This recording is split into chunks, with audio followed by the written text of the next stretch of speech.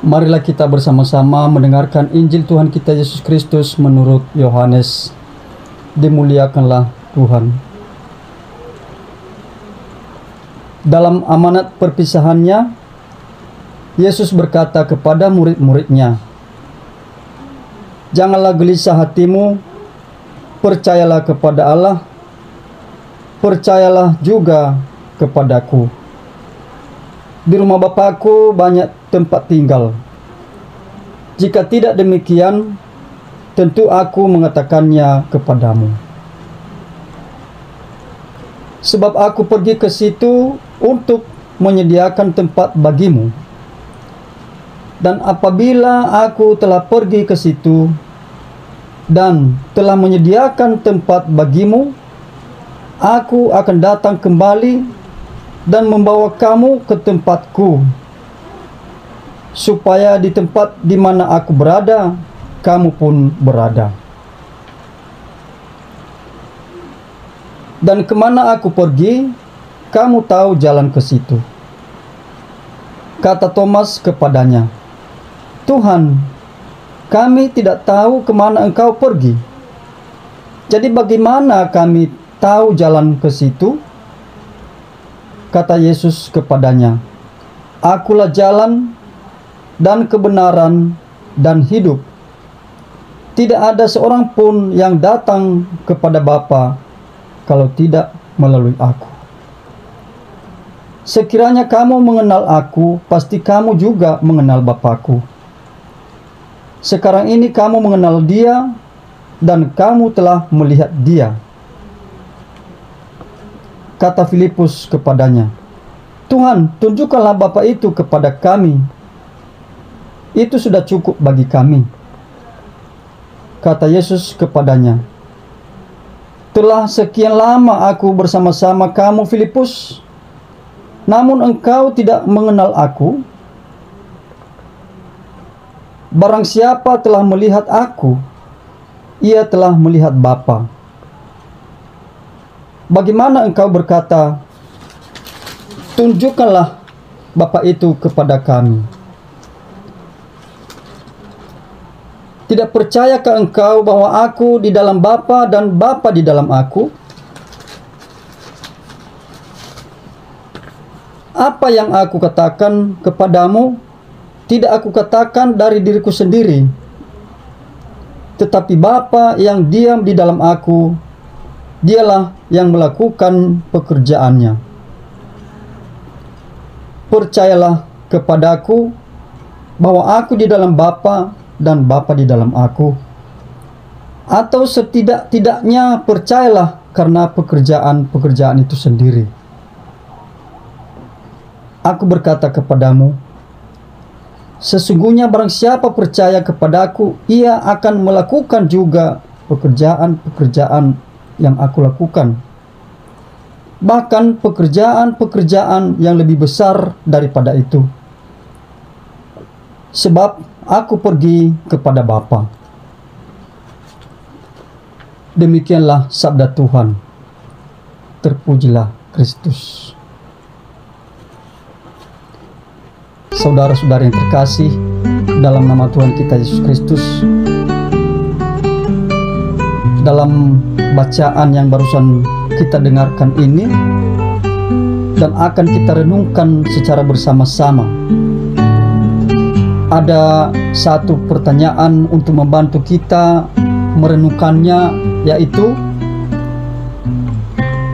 apa yang disampaikan orang tua kepada anaknya ketika anaknya itu hendak pergi merantau atau kuliah di tempat yang jauh. Biasanya mungkin berhati-hati, baik-baik, menjaga diri, dan mungkin masih banyak lagi.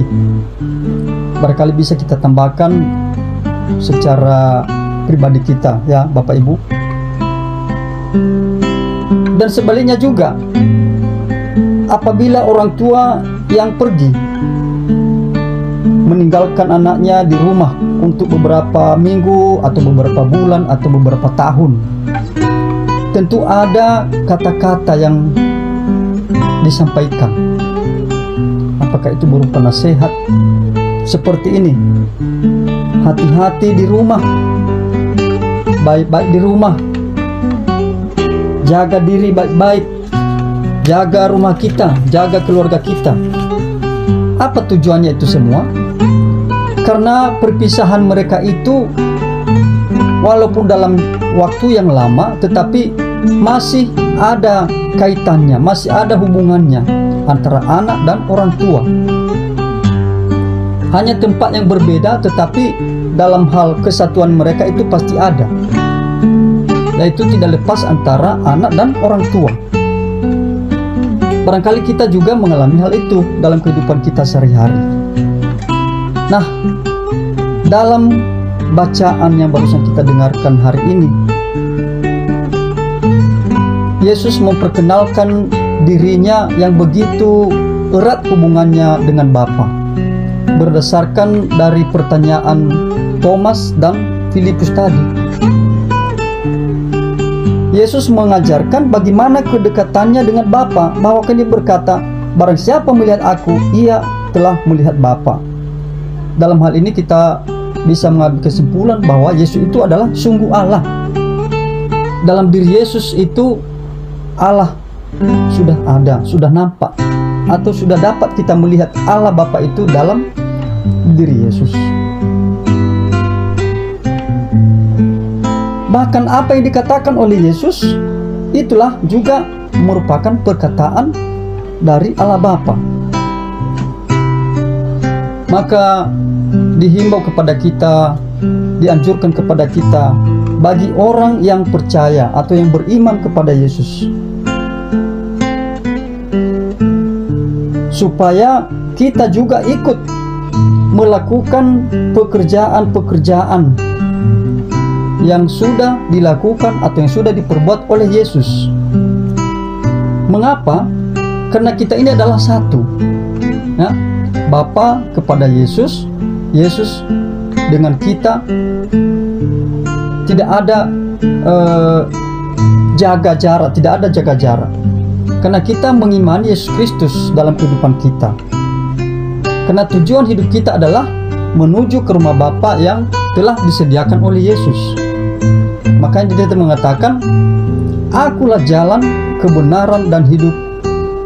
Tidak ada seorang pun yang sampai kepada Bapa kalau tidak melalui aku. Mungkin dalam kehidupan kita sehari-hari mengatakan atau pernah mendengarkan banyak jalan ke Roma. Tetapi dalam iman kita, Yesuslah jalan, kebenaran, dan hidup menuju kepada Bapa. Amin, Bapak Ibu.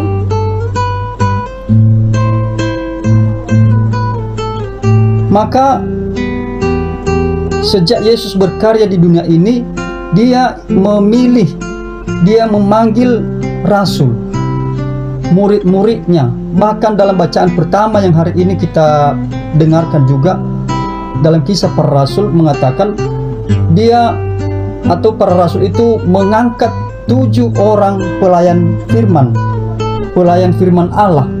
Tujuannya apa? Supaya pewartaan firman itu, pelayanan-pelayanan kepada umat, kepada orang dapat tersampaikan, dapat terlayani, sehingga mereka juga dapat mengenal Allah. Dan hal itu telah diangkat 7 orang murid, 7 orang pelayan firman. Kita juga termasuk di dalamnya. Ketika kita memperoleh atau menerima sakramen baptis, kita sudah mendapat tugas untuk menjadi seorang pelayan.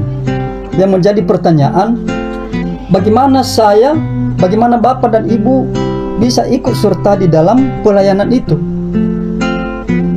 Mungkin kita mengatakan, saya belum sanggup, saya belum siap, saya masih kurang mampu. Mungkin itulah dalam diri kita. Tetapi sebenarnya Bapak Ibu, dalam karya pelayanan itu tidak perlu kita mengatakan harus dalam skala besar. Bukan harus mendirikan panti-panti sosial, bukan harus mendirikan suatu perusahaan untuk pelayanan kepada masyarakat. Enggak. Dalam hal-hal yang sederhana, dalam hal-hal yang biasa-biasa saja dengan orang-orang di sekitar kita. Contoh, dengan membantu meringankan beban saudara-saudara kita, memberikan penghiburan kepada orang yang sedang bersedih. Bukan dengan membawa Alkitab, kita berkhotbah kepadanya, mengumpulkan beberapa orang, kita menjelaskan firman Tuhan. Makanya kita sering mengatakan, apa yang harus saya perbuat untuk ikut ambil bagian dalam tugas pelayanan itu? Dalam keseharian kita, hidup sederhana atau dalam kehidupan sehari-hari dapat kita tunjukkan. Tanpa dengan berkhotbah, bukan dengan membaca kitab suci di rumah-rumah, tetapi dalam praktik hidup sehari-hari. Contoh dalam perilaku kita sehari-hari, bagaimana menyentuh hati orang bahwa dia mengalami sukacita, dia mengalami yang namanya kabar gembira. Maka untuk mengakhiri renungan ini, ada satu kalimat motivasi kepada kita, yaitu anugerah terbesar adalah ketika kita memiliki kemampuan dan memperoleh kesempatan untuk berbagi kepada sesama. Ya, saya ulangi. Anugerah terbesar adalah ketika kita memiliki kemampuan dan memperoleh kesempatan untuk berbagi kepada sesama. Mari Bapak Ibu, tugas kita belum selesai. Ya, tugas sebagai seorang beriman belum selesai, dan kita masih ada waktu, kita masih ada kemampuan untuk bisa ikut ambil bagian di dalam tugas pelayanan, di dalam tugas perutusan, baik di rumah, di lingkungan kita, terlebih-lebih di dalam gereja kita. Semoga renungan ini dapat membantu kita untuk lebih mendalami hidup kita dan memperdalam keimanan kita kepada Tuhan. Sebelum saya akhiri, mohon untuk di-like, mohon untuk diberikan saran, komen, dan seterusnya. Sekian dan terima kasih. Semoga Tuhan menyertai kita. Amin.